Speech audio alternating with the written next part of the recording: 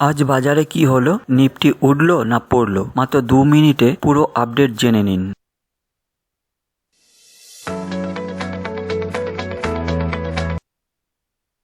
Welcome Govest India channel. আজ market mixed থেকে slightly positive টোনে ছিল। নিফটি 50 অ্যারাউন্ড কি লেভেলে ট্রেড করেছে এবং ক্লোজিং এর সময় স্টেবিলিটি দেখিয়েছে, মানে মার্কেট এখন ডাইরেকশন খুঁজছে।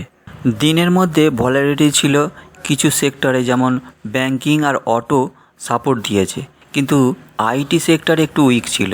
তবে ওভারঅল মার্কেটে ক্লিয়ার ট্রেন্ড নেই, সাইডওয়েজ মুভমেন্ট চলছে। গ্লোবাল মার্কেট মিক্সড সিগন্যাল দিয়েছে।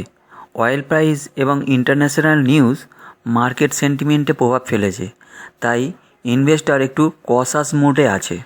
চার্টে এখন ইম্পর্টেন্ট লেভেলগুলো দেখে নেওয়া যাক, রেজিস্ট্যান্স সাপোর্টগুলো কোথায় হয়।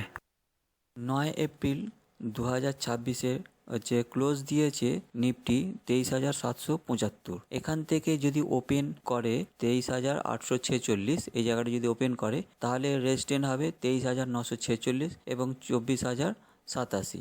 আর যদি ওর নিচে যদি ওপেন হয় বা কাছাকাছি যদি ওপেন হয় তাহলে এদিকে সাপোর্ট হবে 23,718 এবং রেজিস্ট্যান্স একটা নিতে পারে। এবার যদি ব্রেক করে এই 23,560 তাহলে এখানে তার সাপোর্ট লেভেল হবে 23,550।